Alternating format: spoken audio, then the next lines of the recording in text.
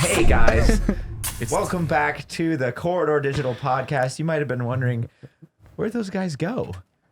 I didn't know that they made videos until they made a podcast and told me about their videos. Yeah. Well, here we are. We've been here the whole time, just in this room. You might notice we have a new setup.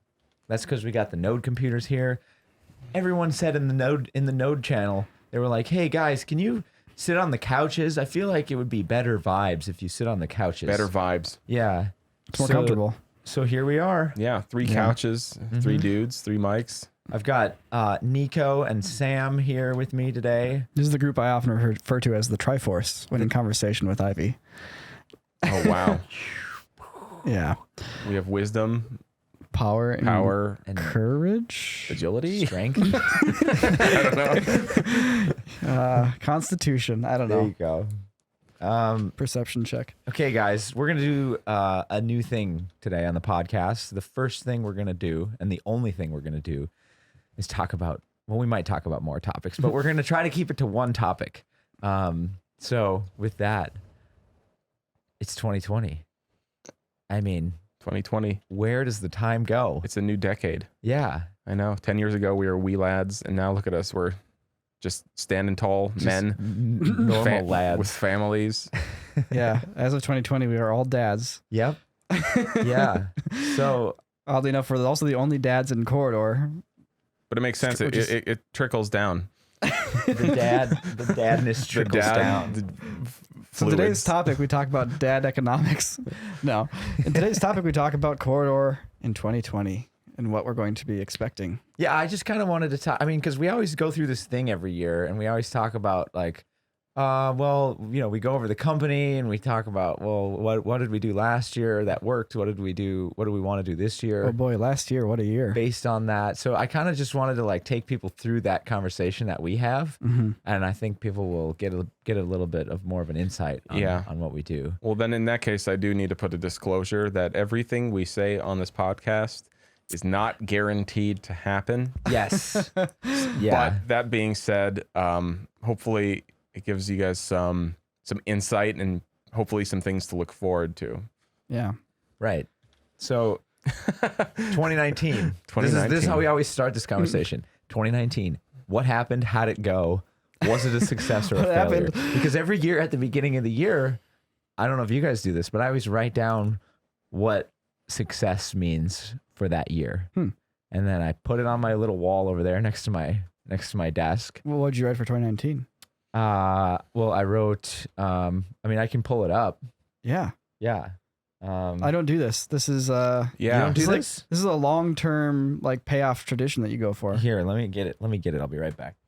That's cool. That's a really interesting way to organize your thoughts. It's like the opposite of New Year's resolutions. It's like last year's New Year's predictions. Yeah, last year I predicted this would happen.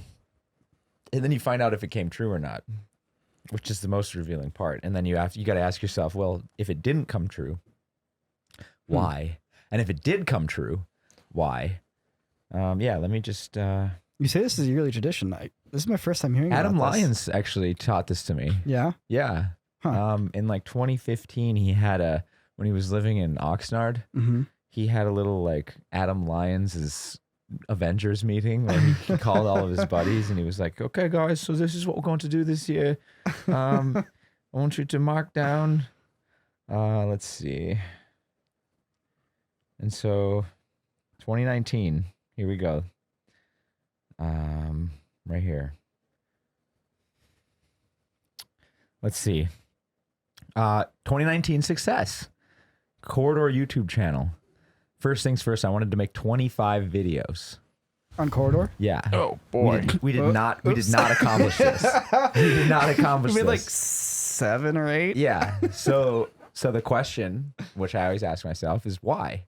Why did you not accomplish this? And the reason I put is that we spent more time on the Corridor Crew channel. We sacrificed the time to spend on those 25 videos, and we spent them on the Corridor Crew channel, which I think We spent a lot of time on that. yeah. But we did that, but also a lot of the videos we ended up working on were longer endeavors. Mhm. I mean, obviously the Boston Dynamics, we did 2 of those videos last year, right? It sounds Yeah, crazy to we say did too. because Yeah. the first one feels forever ago, but each one of those videos took weeks to the point of, you know, if we did 25 videos of that scale, it would have been impossible. You'd have had rotating teams working 3 shifts a day. Yeah. So then the next thing on Corridor YouTube was I wanted to release 2 videos a month. Same thing as the first, same answer. I wanted to do 5 brand integrations. We did not accomplish this. Why did we not accomplish this? My reason, the industry landscape has changed. The integrations landscape has changed, which I think is On the Corridor channel, by the way. People are like, what about all the Squarespace ads? no, yeah, that's great. By the way, how many videos do you think we did do last year? I think we did. Just off the top of your head. Well, Same with you, Sam. Does the pogo stick and Everything counts. okay, every upload. Every upload on the Corridor channel, public. That's right, guys. It's a private Corridor channel that I only think we get did to I watch. didn't think we did 14. I was going to say 14, actually. You guys both guessed pretty good. The answer is 17. Really? Yeah. Wow. Actually, it might even be 18 if you count our Battlefield commercial announcement video, which Oh, did yeah, technically every come out this upload. year. Well, those Rush Yeah. videos All those Rush came in videos at the helped. last Well, second. then surprisingly, actually, we got a lot closer to this than I thought. Yeah. And I should point out, too, we got more views last year than ever before. Yes, so that was the next part is 6 million subs. I didn't have a view marker, but 6 million subs, we far surpassed that. Yeah. We got 7 last year. We got up to 7. Yeah, we passed 7. I should just Yeah. say, for those of you who are just listening, I have my phone out. I'm double checking all of these analytics while Jake shouts them out. Yeah, we're at 7.3. And then I wanted to try 4 experimental episodes. So I think we hit this because we did Boss Town 1 and 2. Yeah. We did Pogo Stick. We did the Keanu deepfake. Mm-hmm.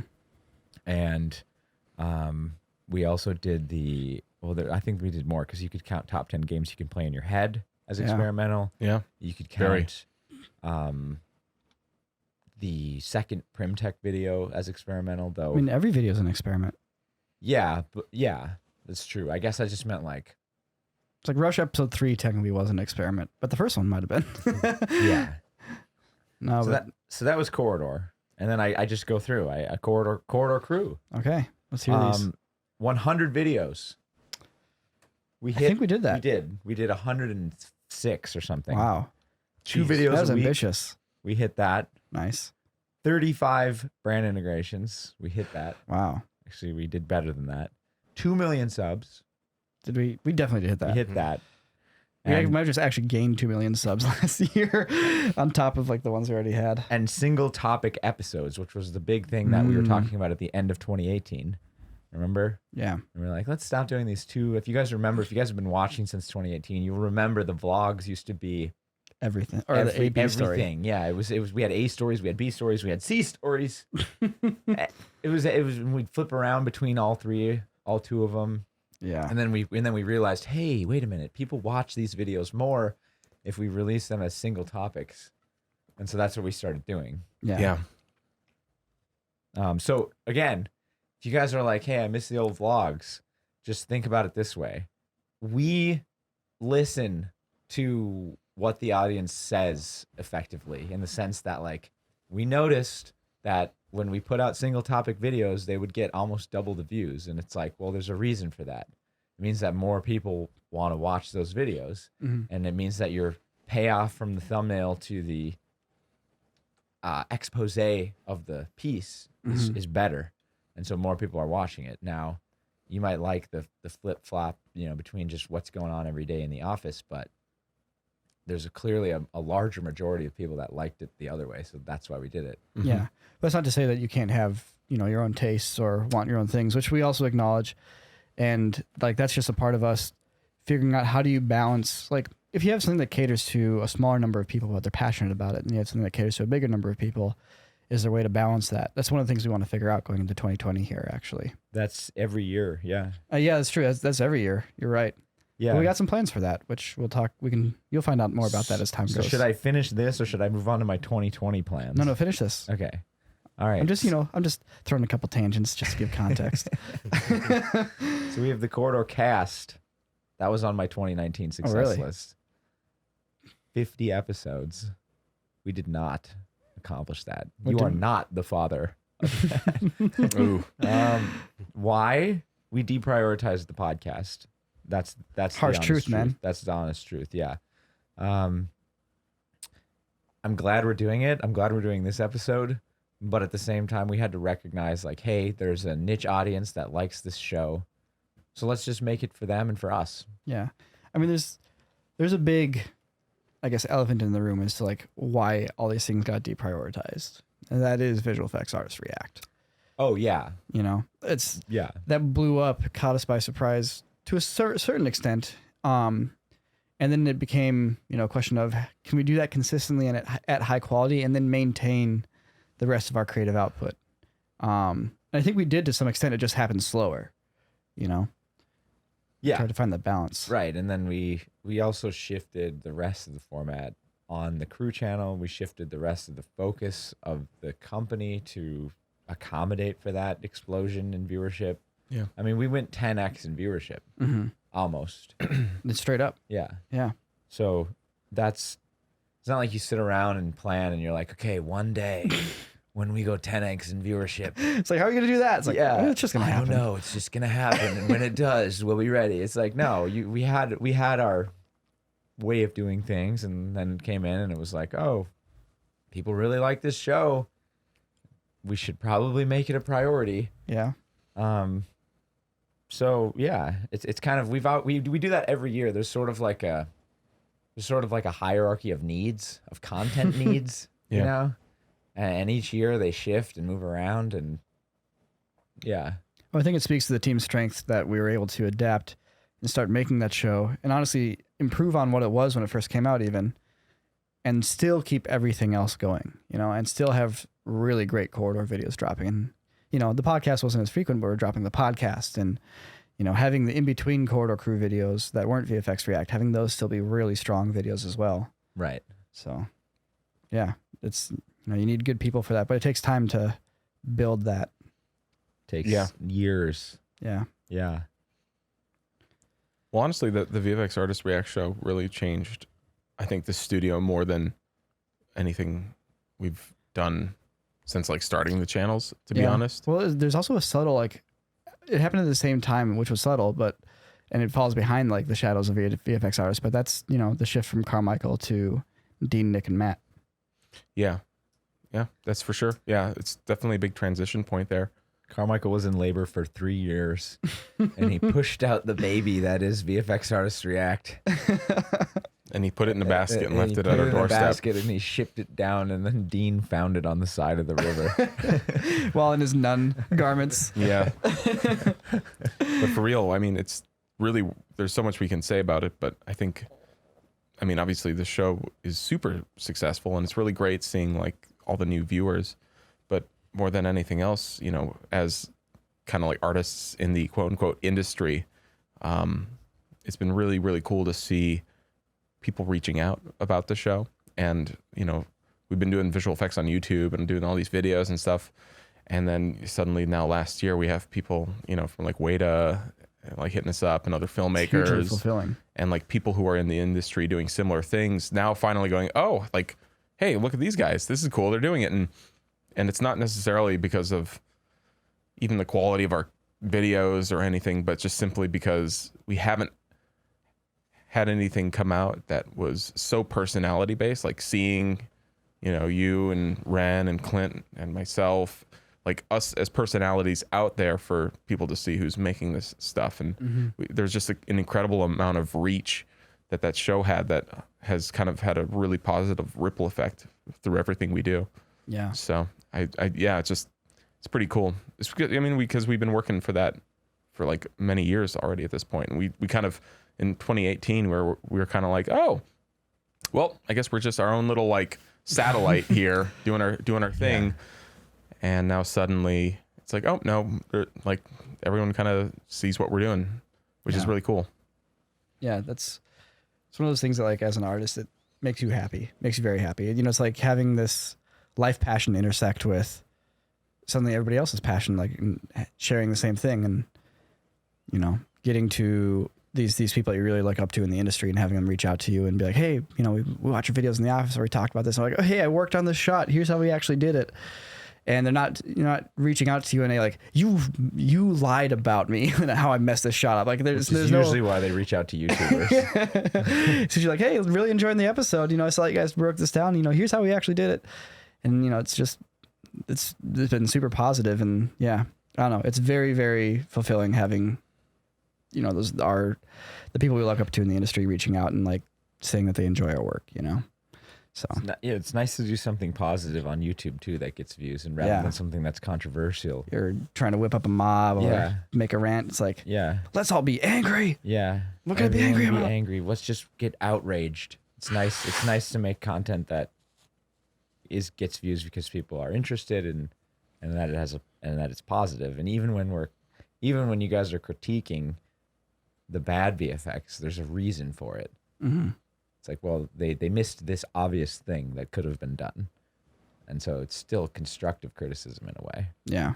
Well, they're up against one of the challenges that no one's quite been able to solve yet. And it's like, here's their attempt at how they do it. Yeah. Mm-hmm. Yeah. So 2020, so that's 2019. Mm-hmm. And now 2020. Are you ready for these goals, boys? All right. Let's hear it. All right. Corridor Crew, 125 videos. Wow. Okay. That's more than, for those of you listening who do not know how many weeks there are in a year, that's more than 2 videos a week. Yeah. For the entire year. I think we can get to 3 videos per week by mid-year. If our Patreon Hangouts count, we might be able to hit it. Yeah. And also I think there's still a need from the audience, I think, or like a demand from the audience to want to watch more stuff that's happening in the studio. And I feel like we're giving them that, but we're not quite, Needs more updates, constant updates. Yeah. As opposed to like, here, once a month you get to see as to what's happening in the studio. It's like, well, cool. It's just like 2 weeks out of the month, you release 3 instead of 2. Mm-hmm. And then you hit that. Yeah. Which is kind of what we're doing. And if we do more corridor videos, which we'll get to, then I feel like that'll happen. 5 million subs on Corridor Crew. Yeah. Okay. Think we can hit that? Where's it at right now? It's at 3.2. It just passed Node last week. Wow. Good for us. Good for us. I'm just, doesn't matter. It's all neutral. We should talk about Node in a minute here too. Yeah, we have a lot of horses. We do. Then Corridor, I didn't have a number on here, but because we're still kind of having that conversation. But filmmaking for what we have, tentpole ideas that drive public viewership, and those two are they're sort of the main fronts. Like what are some of the Bosstown-esque videos that we're gonna do, those tentpole videos that are gonna drive people, that where it spills the bounds of the regular audience, it even spills the bounds of the YouTube audience, and it gets into the greater public, so that people now are like, oh hey, are you those filmmakers? Yeah. Got to do a couple of those. I mean, just making more Bosstown videos in general would be great, because like that's just the concept that, we have to figure out how to make it a little easier to make them, but but even still, it's just like it clicks. Yeah. I think you can go anywhere with that idea still. Yeah. Are we going to do rollerblades? Rollerblades. We can't do anything on wheels, unfortunately. Oh, you're right, because the suit won't work. The suit doesn't work on wheels. Dang. You have to be planted with your feet. So anything weird technological restrictions. It makes sense when you think about it, but like if you're to tell somebody like 30 years ago about a mocap suit and like, look, it works great, just can't have wheels.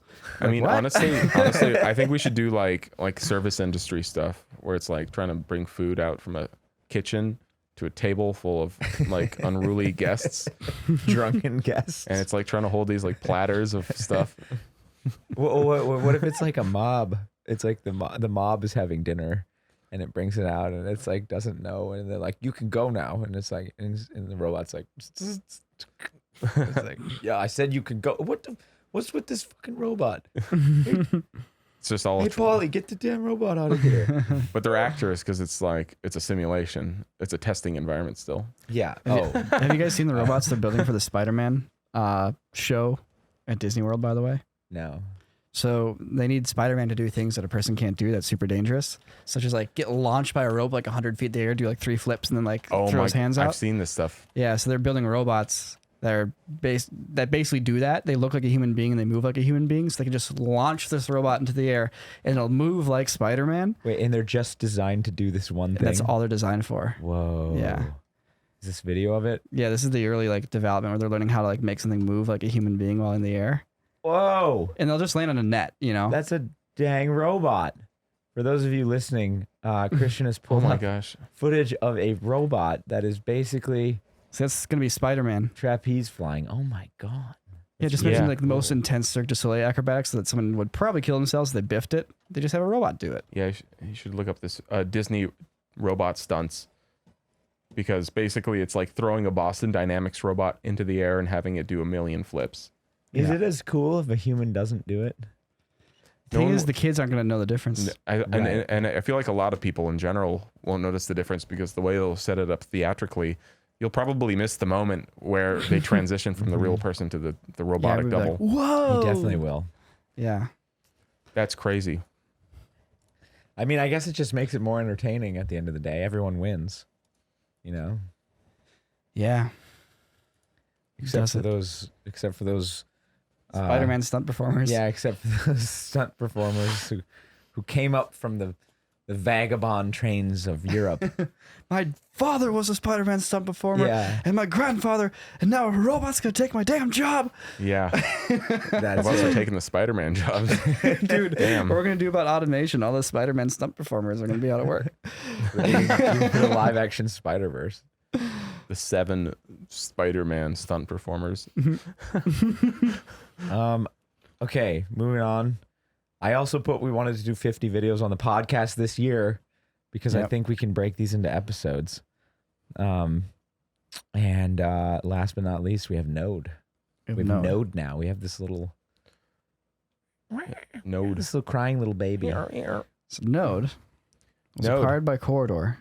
Yep. In the quarter 4 of last year. Yep. We put another channel under our wing. Yeah. Yeah, and we'll at some point we'll do a full story on Node. Soon, actually. We're going to do that probably the week after next. Yeah. Yeah. So we'll have both that on the Node channel, and we'll probably talk about it on the podcast too. But long story short, Node is now part of like the Corridor umbrella, so we can bring a lot of our resources to bear on it, which means that, you know, not only will you have video game videos, and of course you have like the airsoft videos and things that Node's kind of known for, but we get to bring to the table a little bit more production quality and more of the resources that we have here at Corridor to ideally make these games even more robust and, you know, executed with cool costumes and cool props and, you know, just getting out into doing interesting scenarios more often. Yeah, and also, you know, the videos we did last year and the year before on the crew channel that were, you know, now looking back on it, we're like, oh yeah, like that was fun to do, but it definitely doesn't fit in Like with those what we're Nerf doing. games on the crew channel? Like the Nerf games and the things like that. Like there's like a huge element of creativity we wanted to do with the crew channel that now we can combine with Node. Yeah. Which is super cool. So the biggest thing, like when it comes to Node, is that, you know, when it comes to video game channels, especially with us, like we're not the best video game players in the world, and no one really cares how fast our headshots are. It's like, man, Nico can shoot headshots so fast. You know, like The only game we were legitimately like world class at was Splinter Cell Blacklist. Yes. And it was great, and we were the best in the world, the top players. But other than that, no other game had that expectation, and I feel like it was very difficult to make really compelling content with games you hop into basically for the first time, and you're like, oh gosh, like, dude, what button is shoot? Yeah. So a lot of what we're going to do this year with Node is focus on bringing back like fun experiences, which really is kind of what the channel was in its very first year, like the original LAN parties. It was like a bunch of friends getting together and playing a game and having a fun time.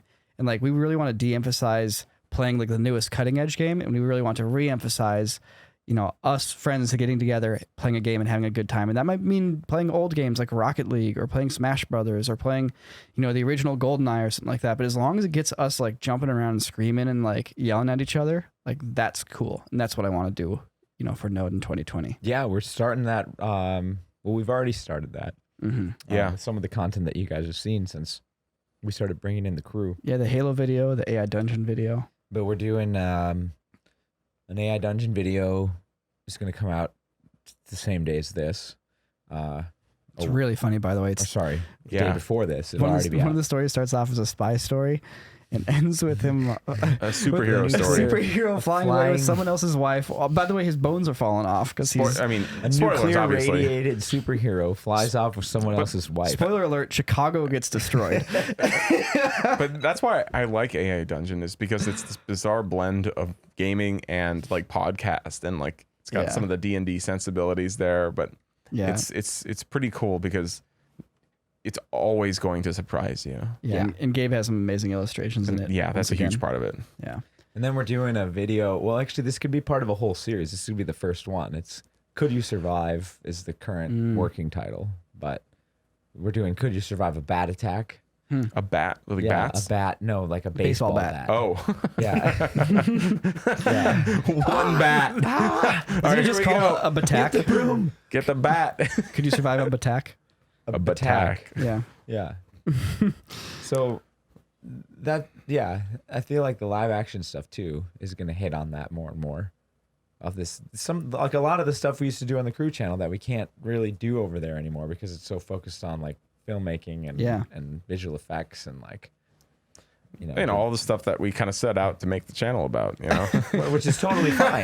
Yeah, which I know. is totally fine. But that's why it's so great Now we though, have another because outlet for it. where it's like perfect, because now we kind of have these horses, and all these horses are like, they all have different stats, and like, you know, got this Right. fast horse. I got this Appaloosa over here. You know, I have I this got fat, this fat Clydesdale. horse, but he has a lot of HP. He's super HP. That's the corridor channel. High Yes. HP, super high constitution. Not the fastest horse, you know. That always He's kind of nimble. fat. He's an older horse. He's a little Yeah. bit of an older horse, but he's ripped.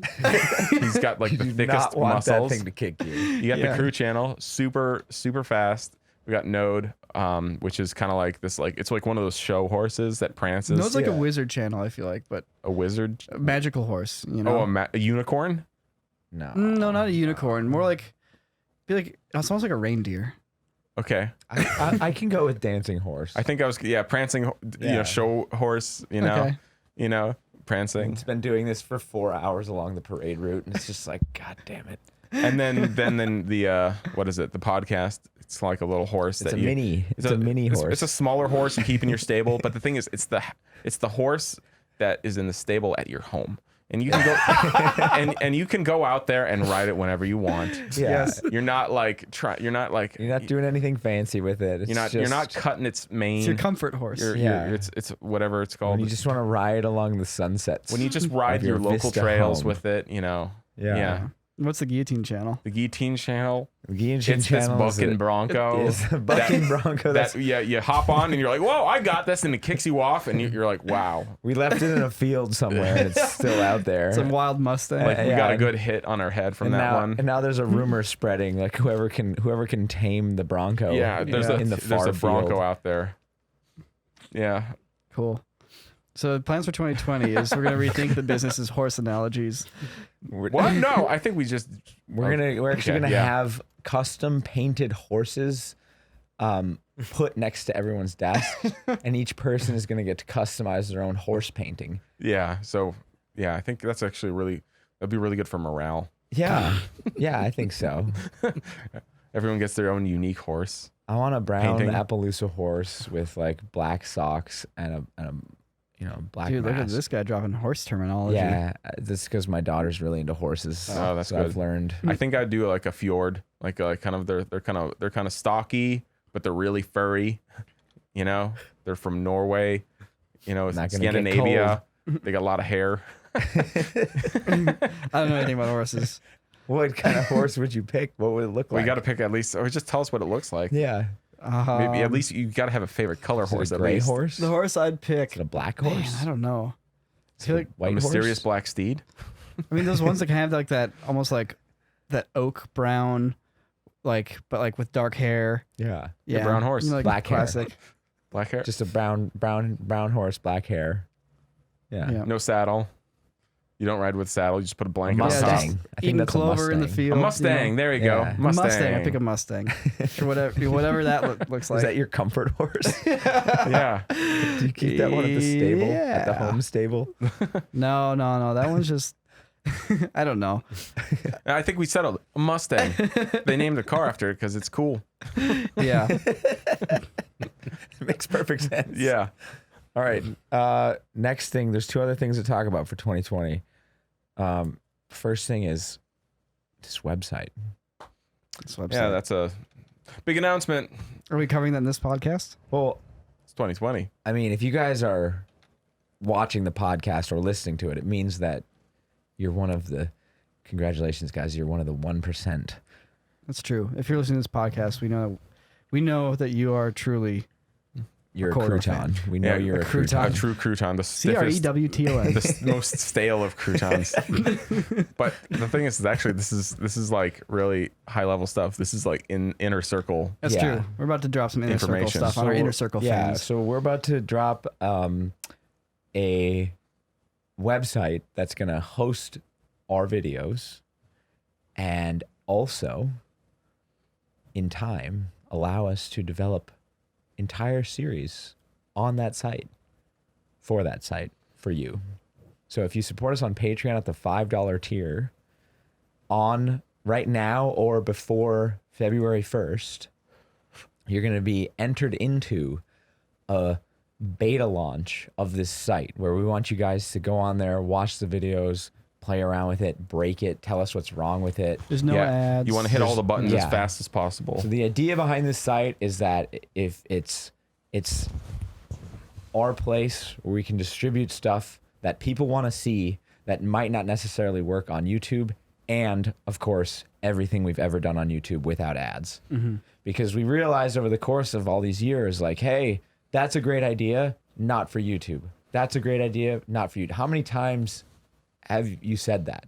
A million. Countless. Millions of times, countless of times. Every day I wake up in the middle of the night, it's cold sweats. Yeah. That's a great idea. Not for Not YouTube. for- Yeah, I go, that's a great idea. Here's a and cool then idea, my wife but wakes then- up and goes, not for YouTube. She's like, that's not. Yeah.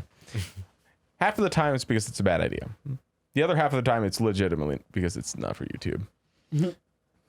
But this is what I mean about the whole like postmodern cinema or post cinema content thing. Yeah. Like, which we'll get into in a different Ooh, episode. you guys listen to this post cinema topic when we get there. Post-cinema. It's a podcast. There's all this stuff that YouTube is a great ecosystem for certain kinds of videos, certain kinds of stories. And I'm not just talking about like, oh, well, we need more money to do this. Da, da, da, da. No, I'm talking about like, it's good for certain stuff, but not for everything. Like the way that the algorithm works, the way that the ecosystem works, the way that the audience works. Well, YouTube doesn't value a person as much as, say, Netflix does. Right. The amount of revenue that you as a user generate for YouTube is not as high as the revenue that Netflix generates from your subscription. And so if we want to make content that you value highly, the only way you can be a valued user is through a site where you can have direct, connection to the material that's being made for you. Whereas on YouTube, you're just literally your view is worth money. It is worth a thousandth of a penny. Yeah, something like that. Yeah. So No, something like that. so Yeah, with- actually, it is.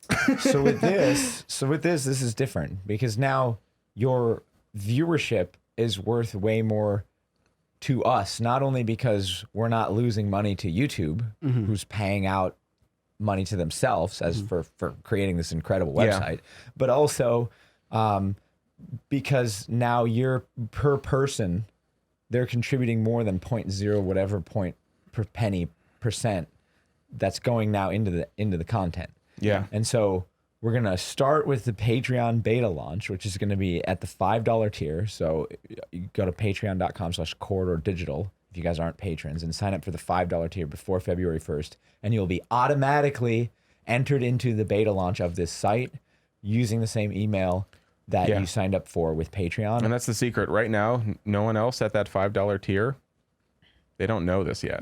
Right, we haven't even told the patrons yet. They don't know this If you're yet. a patron and you're listening to this, we're telling you right now. Yeah, this is, shh.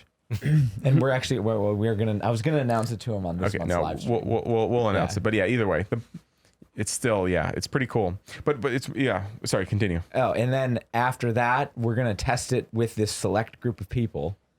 And then we will launch the actual launch. And when the actual public launch happens, then there's going to be like a $3.99 for people that weren't in the original Patreon beta. And that's just going to be the standard like membership for the site. But what the patrons are going to get is like an additional point system that's going to allow them to contribute a little bit more per project that they'd like us to develop. Because what we're going to do on the site is create but is effectively a points system where you guys tell us what you want us to make in a way.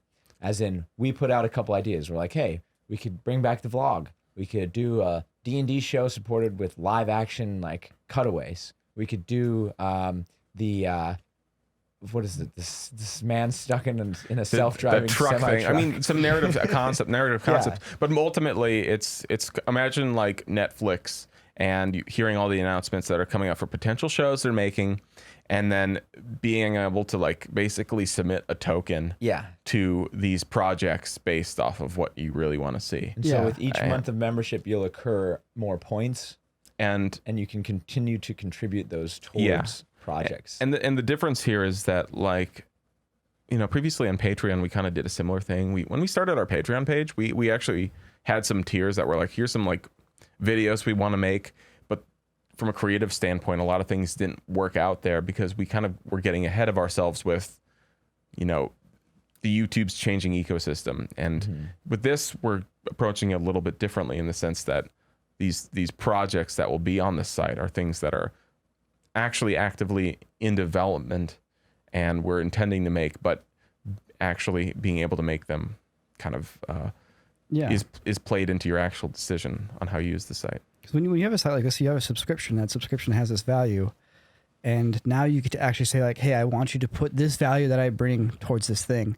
And that allows, you know, the vlogs have a smaller audience than VFX Artists React to, for example. But this allows the people who want to see vlogs to collectively say like, we want to see this. Here's our points. We're putting it towards this. And now, boom, it gets made. Right. Like, this is a way for you to actually take this power into your hands to get things produced that you want to see. And it's a way for us to put things out there that we can make and then ask you guys, well, what do you want to see? You know, you get a point a month or whatever. You know, we haven't worked out the point system. Yeah. So as Sam said earlier, don't hold us to it. But hold us to the exact points. The concept is, you know, you get a point a month. And this project takes X number of points. And so, you know, you throw them at them and other people are throwing their points at the thing once a month and then boom, you hit it. And then the thing gets made. But if you want to help us figure out the point system, that's what the beta is going to be for. Yep. Is we're going to start figuring out the math of like, okay, well, the average people who are watching now, who are members now, are watching for about this much. They're watching about this many videos a month. And then we can average that out because the main thing that we have to figure out is cost. Because when you're launching a site that has video streaming, the highest cost is the bandwidth cost because video data is more data than any other form of data that's basically on the internet other than video games. And so you have to figure out how much that's costing you. And then once you figure out we have an idea, but once we figure out exactly sort of what the averages are, the more information we collect, the more accurately we'll be able to predict it. And then you can say like, okay, well, each person say we expect them to come in at $4. Well, we're going to spend $1.50 or we're going to spend $2 on the cost to provide them the service. And then now if they get X amount of points and they choose, so that now they're bringing that extra $2 that we can put towards a show, right? So now how do you convert that into points? And then how do you give people the opportunity to utilize those points like across a slate of shows that we're comfortable producing for the amount of points that it's going to cost. Exactly. Yeah. And what's even cooler is that, you know, when you look at this, if we're running our own site here, and, you know, hosting the content there, it's already a niche audience in a way. Like when you look at our YouTube videos and the style of stuff we're creating, like there's always in the back of your heads, like, how do we get this to the most viewers rather than do something that like us and a part of our niche, a niche part of our audience. So I don't want to say niche because it kind of, it's not really the right way to say it, but like the part of our audience that really connects with what we're doing in like a more fundamental level. And so having this website, it's basically a way for us to kind of go right to you guys who are super passionate about a certain style of content that we're making, and communicate that in a much more direct way with us, and gives us that opportunity as well to kind of make that stuff that a lot of people really want to see, but doesn't also make the most sense to post on YouTube, Right. just because of the whole economics of the situation there. Yeah. And then the idea is, we start small. We start with some earnest stuff that we can honestly make for you guys. And then we just try to grow it from there. And the more people that are signed up, the bigger, crazier stuff we can make. Wait, Yeah, we're it's not super just cool. going to have a giant public launch with like a big like venture capitalist funded No, platform yeah, just then ready to just go right off the get- bat? Guys, are you ready to light that $2 million money pile on fire? Okay, we expect it to last about we expect the fire to last about 9 months. So if you guys aren't into venture capitalism, there's actually a term in venture capitalism called your burn rate. Your burn rate is literally refers to the amount of money that you burn through before your company actually starts to make money. Now, obviously, there's a utility in all this because, like, you need venture capitalism for a number of different things. But, like, how many times have we seen, especially over the last, it's not so as common now, but especially like 3 years ago, between 2013 and 2017, how many people came in and were like, all right, we're going to do SVOD. And it was like, oh. You had, of course, you had Go 90, of course, Vessel. Vessel, yep. Yep. What else is there? Everyone was doing Whatever. it. Those are the only people we're involved with, but yeah. Those were the big Yeah. ones. Now I'm sure everybody's like, okay, then why are you guys doing it? Well, the reason the we're reason we doing just it, explained. well, because we're already making We're not videos. doing the, Yeah. yeah, it's not. It's like we're not like starting from scratch here. We're creating something else that pairs with what we're doing. We're also not trying to make it bigger than what the audience wants it to be, which Yeah. is the first mistake that I think a lot of those companies made. It was like, well, we got to get 100,000 subscribers in order for this website to be viable. Right now, with the people on Patreon alone, the website will pay for itself. Good job. Good job, everybody. We did that it. means now if we want to host and create additional content for the site, we just need to make sure that the people that are signed up for the site cover the cost that it costs to make the content and to run the site. And if that grows, then the website grows. We're not going, oh, well, we're going to have a burn rate of $100,000 a week until we get to a point of profitability, which is a recipe for failure oftentimes. I mean, there's some people that are professionals at this and they do it with stunning success, but yeah. I'm not that smart. I'm not going to pretend that I am, and I'm not going to try to pretend that I am. That lifestyle's too fast for me. It is, man. It's too hot, too fast. Yeah. The burn rate's too high and it's burning too quickly. The burn rate's too high. Turn it down. I mean, I watched a documentary recently called Magic, not Magic Gadget, General Magic. And it was talking about this company that was basically, they envisioned the iPhone before the iPhone was ever a thing. And basically they just had, a competitor to like, the Newton or the, Palm like Pocket or whatever. Oh, you remember the Newton? Back in the 90s. And, the thing that they had is like, they went for everything in one right away and they just hit the market hard Yeah. and then no one bought it because no one wanted it and they crashed hard. Versus had they, and this is what they say, had they iterated and done something little by little, they would have come out with something that would have eventually worked. Because you don't run a business by putting all your eggs into one basket and then going, boom, it worked. Or maybe it didn't and now we're all screwed. Well, So, a lot of people do. A lot of people do it, yeah. but, well, that's how you have a lot That's of why businesses. most businesses fail in the first 2 years. Yeah. Yeah. But that's not how we do things here at Corridor. Yeah. Yep. So, we're hoping that this process is something where we all get to grow together and we get to make content that people want to see. And it's a direct relationship between between all of you guys and what you enjoy seeing and what you want to see and what you're not getting from anyone else out there and what we can now do for you. That's right. So if you guys want to get in on that, if you want to get on the janky pre-public launch version of the site that we're still going to be messing around with, and don't worry if you go on there and it's broken, it'll be fixed momentarily. I mean, We're going to it's do pretty that for a couple months. It's pretty slick so far. It is. Like, Actually, I'm underplaying it. The compression is way better than YouTube. Really? Yeah, the video quality. Christian, just pull it up. Oh wait, can we pull up the Mhm. URL? Yeah. Yeah, Well, I you don't can know. pull- It's up to you. Well, this is all going to get compressed through YouTube anyway, so who knows? That's true. It's not gonna work. It's not gonna Oh, work. it is gonna get compressed through your. Don't Don't do show it. it. Don't show it. Did they? Don't do when it. it's ready. All right, I didn't show it on Okay. the When it's stream. ready. Okay. This is, I didn't show it on the yeah. stream, so we're good. It's still cooking. Right. Still So cooking. anyway, yeah, we'll announce what the site URL is and how to get on it in the upcoming Patreon live stream There you go. this month. January 31st. Yep. That's when I'm going to schedule it. January 31st. Wow, what a year. Yeah. We've got a Node channel to turn into this amazing camaraderie endeavor. Prancing horse. Yes, this amazing prancing horse that will live for prancing forever and ever. It's gonna win. So People many will come awards. from miles to see its prancing. We have see our train. The amazing prancing horse. our equestrian dancers. we have Corridor Crew, which is this dashing horse that's been setting records left and right that now has a good solid year of solid racing ahead of it to just win some trophies. Everyone knows this horse's name now. Yes. We have Corridor sitting in the background somewhere just ready to like stomp on anyone that tries to get too close to it. Yes, the mighty steed. Don't know if we're ever gonna make any more guillotine videos. That Mustang might be lost in the woods. Well, if we had more studio space, we could make more Yes, guillotine we, videos. I would definitely be down to make more guillotine videos, but that's another. It only takes like what? How many seconds for that blade to fall? Like, you shoot tons of videos.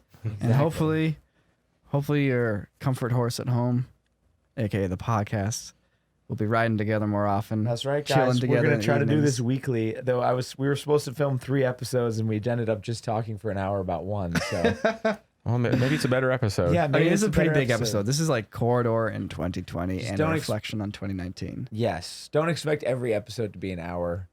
I actually think they're a little bit more fun if they're shorter. Even if we give ourselves time constraints, I actually want to try that. Yeah. If you guys want to see that, let us know. Jake, that's the thing with this horse, though. It's in your yard. You go out, you ride it for an hour, No, you ride yeah. it for 10 minutes. It doesn't Whatever matter. the day allows. Yeah. You know, who When knows? there's screaming kids and the wife is nagging you to clean the dishes. You go out on a horse ride and you see a storm coming. You're like, I'm gonna turn around. It's like, who knows? Yeah. Or you But just- it's always there. you It's run always it as there. hard as you can for 5 minutes, and then That's all you get. see how far it can get. You just go out, look at a little pet, give it a carrot. Who knows? So what do we have to look forward to? I think we should do a little prime here for directly for the podcast people listening to this right now. What do you have to look forward to in the next couple of weeks here on the podcast? Well, On a you've got. podcast. We're gonna Mm. do weekly videos. That I can almost promise you. Right. But discussion topics. Yes, and then we've got a couple interesting topics. We like to talk about like technology and AI and stuff. So Nico on the next one's going to be talking about machine learning. Yes, that's right. And how machine learning can revolutionize the visual effects industry. And surprisingly, why is it not happening already? Because it's already sitting there for people to do stuff with. Wow. So I can't wait to talk about that and what it can enable. Now, you may have heard of postmodernism, but in episode 3, we're going to be talking about postmodern cinema. No. There is postmodern cinema. Just Oh, post cinema. you're right. There is already Jake was postmodern cinema. It's an entire genre. That was a mistake. We're going to be talking about post-cinema content. Or Is you can- implying that cinema has changed. yes, Oh, post boy. cinema. I love it.